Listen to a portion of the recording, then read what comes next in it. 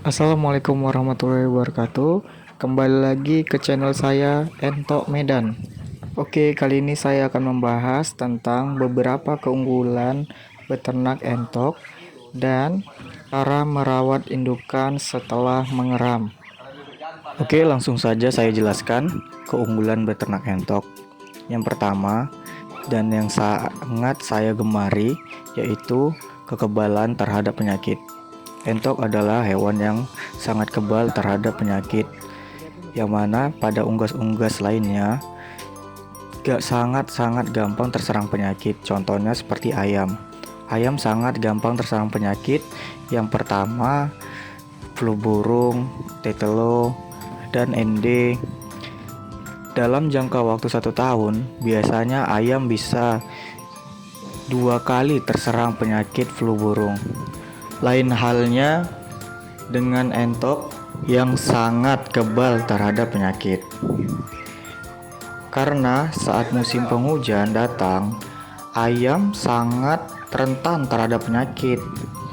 Berbanding jauh dengan entok yang saat musim penghujan biasa-biasa saja. Itulah kelebihan entok. Karena entok adalah hewan air, jadi kalaulah hujan, entok sangat gemar saat musim hujan. Jadi entok tidak akan terserang penyakit. Intinya, entok tidak kekurangan makan saat musim penghujan datang.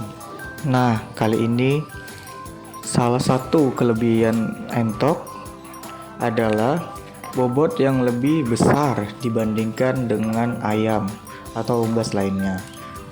Kalau unggas lainnya seperti ayam contohnya, di berat 1 kilo lebih baru bisa dijual, dan pasarnya memang 1 kilogram lebih untuk dijual. Kalau entok, kita bisa menjual di harga dan di bobot 3 kilogram sampai dengan 4 kilogram per ekornya. Jadi bisa dilihat dari situ perbedaan dari bobot entok ataupun ayam ataupun unggas lainnya bisa dibandingkan harganya. Kalau sistem per kilo, ayam ataupun bebek bisa paling berat di angka 1,3 kg untuk ayam dan 2 kg untuk bebek. Biasanya entok bisa tembus di berat 3,5 kg sampai dengan 4 kg. Jadi di situ saja sudah bisa kita bandingkan harga yang akan lebih tinggi dibandingkan hewan unggas lainnya. Jadi entok lebih unggul dibandingkan hewan ternak seperti ayam dan bebek. Untuk daya saing dalam penjualan, entok sangat lebih unggul dibandingkan bebek dan ayam. Karena sangat minim sekali peternak entok di daerah Sumatera Utara, khususnya di daerah Medan. Sangat disayangkan karena peternak entok sangat minim dan entok sangat langka di daerah Medan. Jadi peminat pasti lebih banyak di entok dan harganya biasanya lebih tinggi berbanding jauh dengan bebek dan ayam. Dalam sistem pembibitan, entok jauh lebih unggul dibanding ayam. Contohnya seperti ayam biasanya bertelur di 10 butir sampai dengan 12 butir. Dan entok bisa bertelur 10 sampai dengan 18 butir per ekornya.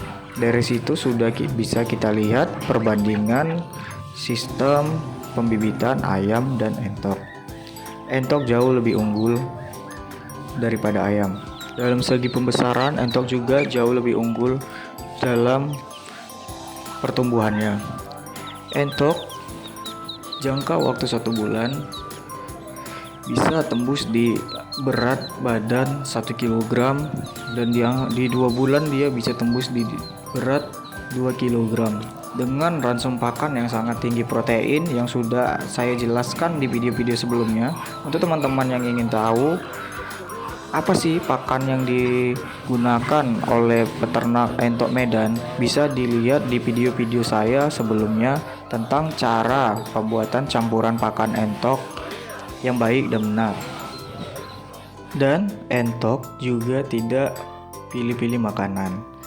Di saat hewan lain seperti ayam dan bebek harus diwajibkan makan pakan bebek petelur ataupun ayam dengan pakan pur yang sangat baik untuk pertumbuhan daging.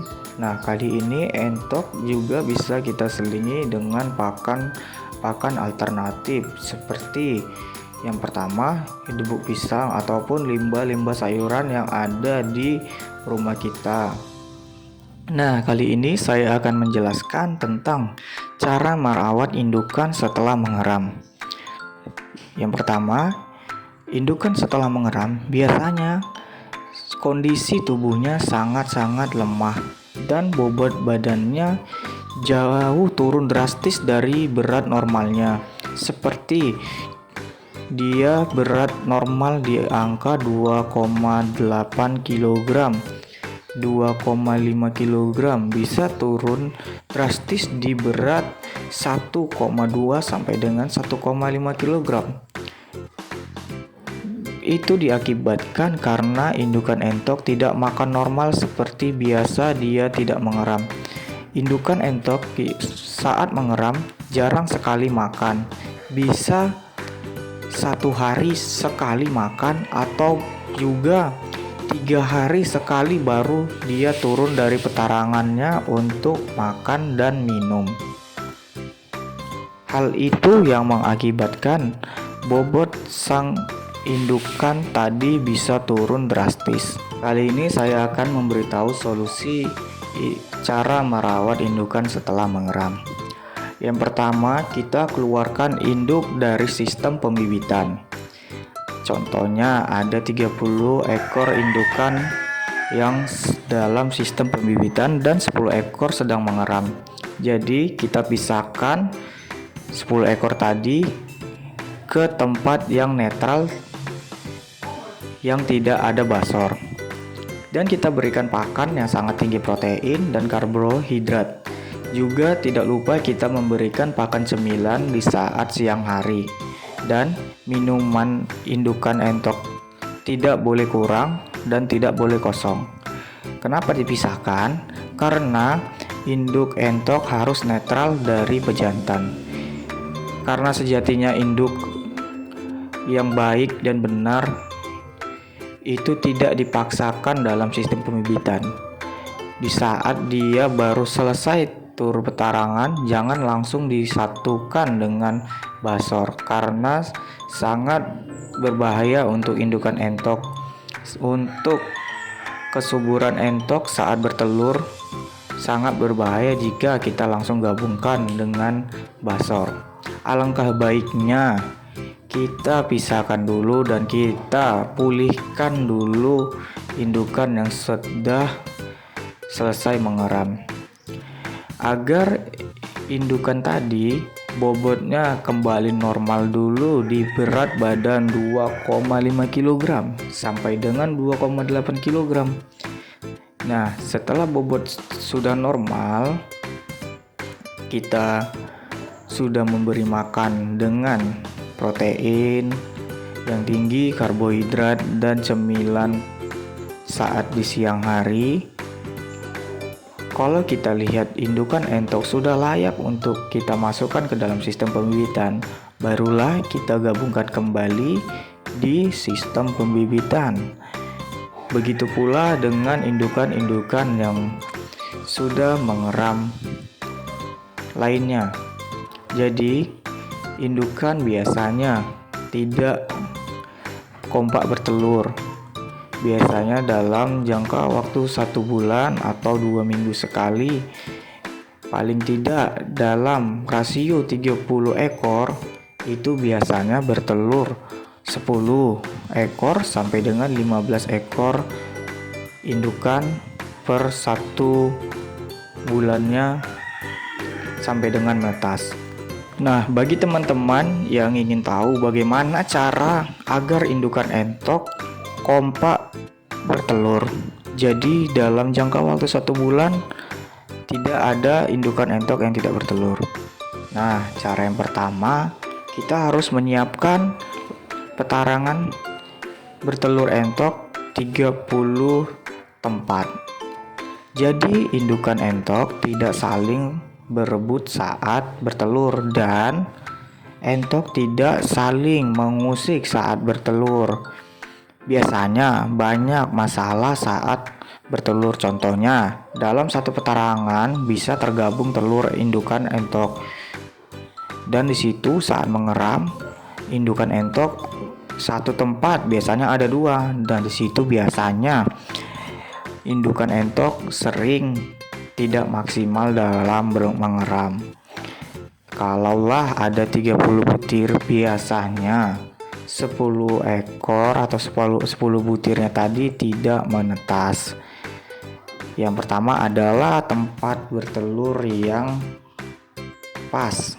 Contohnya ada 30 indukan, kita harus langsung membuat 30 tempat bertelur entok sekaligus. Dan kunci yang kedua, tempat pertarangan telur haruslah nyaman tempatnya dan ukurannya tidak terlalu besar dan tidak terlalu kecil. Harus pas badan entok tadi. Dan tempat bertelur haruslah kering. Tempat bertelur entok yang bagus biasanya terbuat dari jerami dicampur dengan daun serai yang sudah dijemur kering. Kenapa dicampur dengan daun serai yang sudah kering? Karena daun serai sangat baik untuk mencegah datangnya gurem atau kutu pada unggas yang sangat mengganggu. Dan pada basor, untuk menjaga agar basor rajin kawin, yaitu pakannya harus kita campur dengan protein yang sangat tinggi. Dan saya anjurkan basor tadi dengan rasio 30 indukan, minimal basor itu ada 5 ekor. Dan setiap 1 minggu sekali basor tadi kita berikan jamu. Nah, biasanya di kandang saya basor itu diberikan jamu ayam jago. Jamu ayam jago tadi mereknya Mbah Joyo. Jadi per 1 minggunya basor-basor kita tadi kita tangkap dan kita berikan jamu minimal 1 minggu sekali.